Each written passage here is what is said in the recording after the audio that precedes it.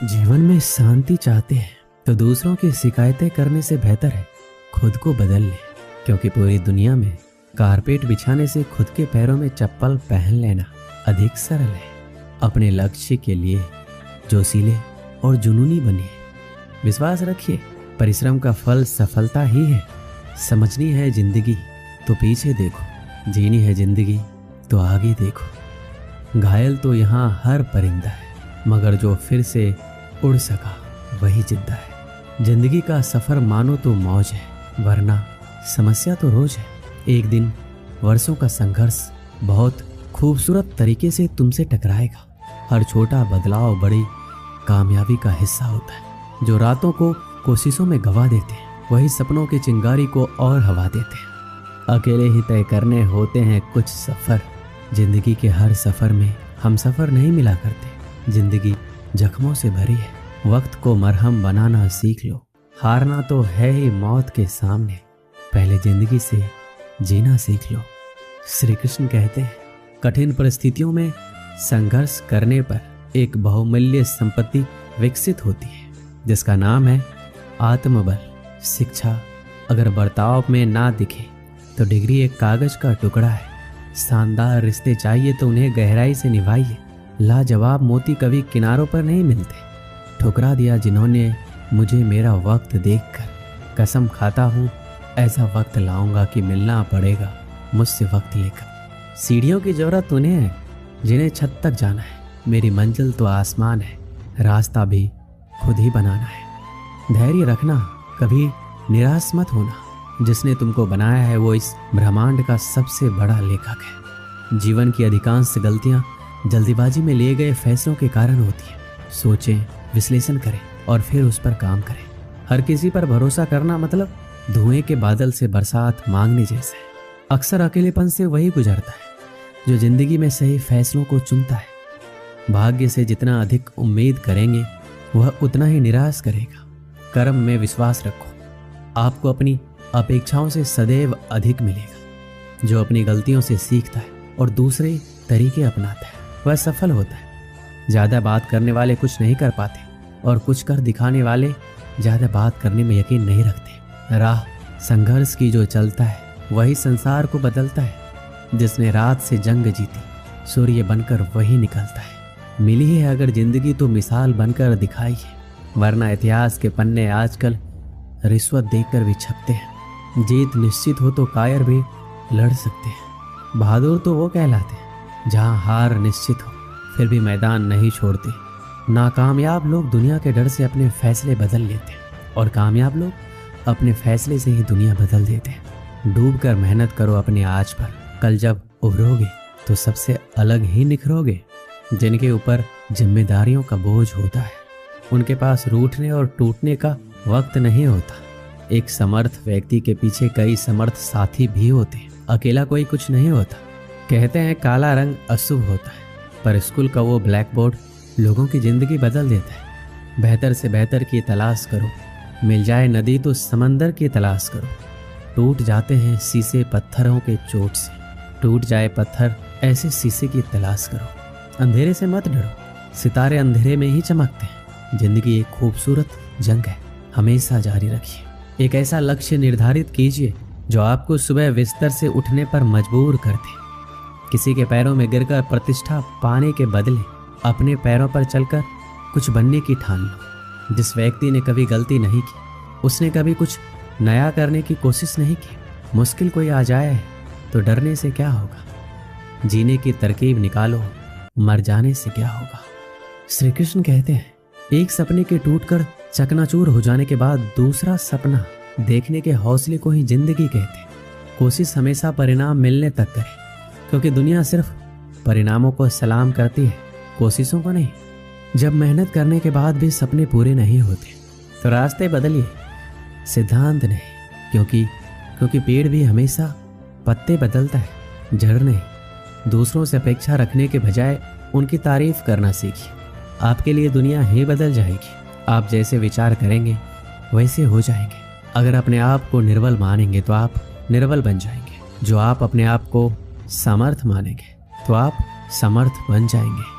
रुकावटें तो जिंदा इंसान के सामने ही आती हैं, मुर्दों के लिए तो सब रास्ता छोड़ देते। जब लोग आपका साथ छोड़ दें तो ये समझ लीजिए आप उस काम को अकेले ही करने में सक्षम हैं। अगर आपको लगता है कि आपके दुश्मनों की संख्या ज़्यादा नहीं है तो बस थोड़ा कामयाब होना पड़ेगा, फिर देखिए कितनी बड़ी फौज तैयार हो जाती है। जीवन का सबसे बड़ा गुरु वक्त होता है, क्योंकि वक्त जो सिखाता है कोई नहीं सिखा पाता। किसी की निंदा से घबराकर अपने लक्ष्य को नहीं छोड़े, क्योंकि अक्सर लक्ष्य मिलते ही निंदा करने वालों की राय बदल जाती है। जब हम अपने रिश्तों के लिए वक्त नहीं निकाल पाते तब वक्त हमारे बीच से रिश्ता निकाल देता है। जो आपकी बुराई करते हैं उन्हें करने दीजिए, क्योंकि बुराई वही करते हैं जो बराबरी नहीं कर सकते। झूठ भी कितना अजीब है, खुद बोलो तो अच्छा लगता है और दूसरे बोले तो गुस्सा आता है। खुश रहना चाहते हैं तो लोगों की बातों पर कम और अपने विचारों पर ज़्यादा ध्यान दीजिए। बोलना तो सब जानते हैं, पर कब और क्या बोलना है ये बहुत ही कम लोग जानते हैं। किसी को कमज़ोर मत समझो। 5 रुपए का कलम भी 5 करोड़ का चेक लिखने के काम आता है। कभी कभी रिश्तों की कीमत वो लोग समझा देते हैं जिनसे हमारा कोई रिश्ता तक नहीं होता। किसी में कोई कमी दिखाई दे तो उससे बात कीजिए, मगर हर किसी में कमी दिखाई दे तो खुद से बात कीजिए।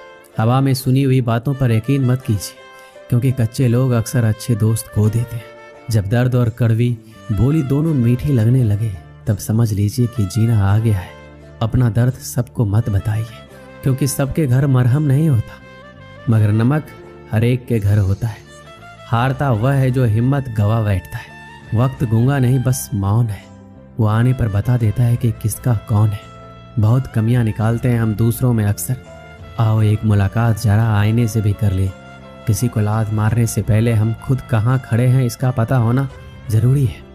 किसी की एक भूल पर नाराज होने से पहले अपने 10 भूलों को भी गिन लीजिए। ना कद बढ़ा ना पद बढ़ा, मुसीबत में जो साथ खड़ा वो सबसे बड़ा। किसी शहर में एक व्यक्ति रहता था। उसका छोटा सा व्यापार था। उससे उसका गुजर बसर आराम से हो जाता था। उसके परिवार में उसकी पत्नी तथा 2 पुत्र थे। एक दिन उसका पुत्र कहीं से पेड़ का बीज ले आया। व्यापारी ने उस बीज को अपने आंगन में बो दिया।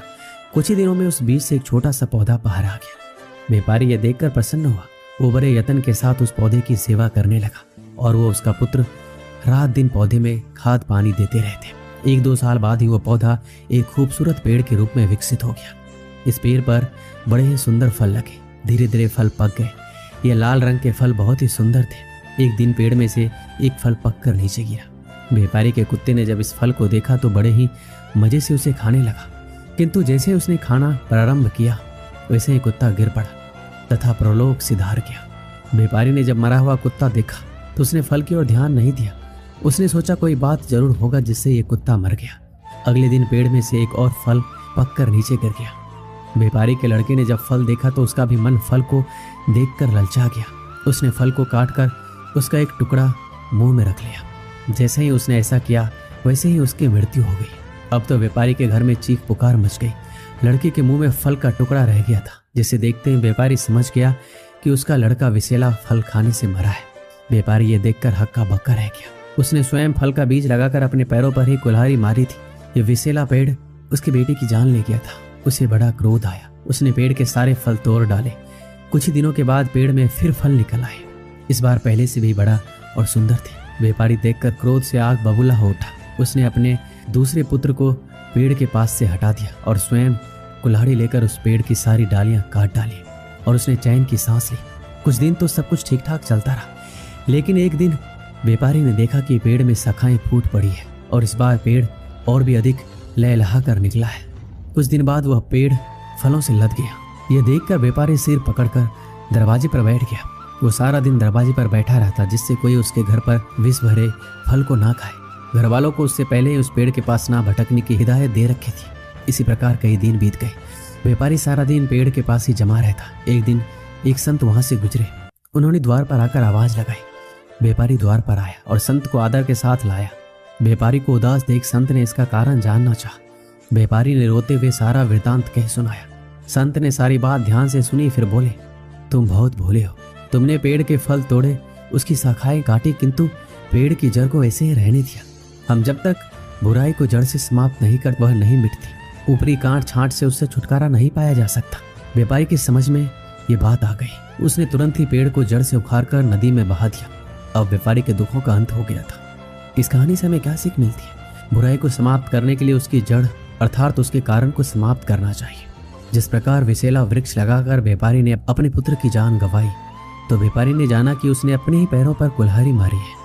इसी प्रकार हम में से बहुत से लोग नित्य अपने जीवन में बुराई का बीज अपने घर बोते, अर्थात बाहर से दुष्कर्मों को अपने साथ लाते, जैसे वह व्यापारी ने लाया और पछताया।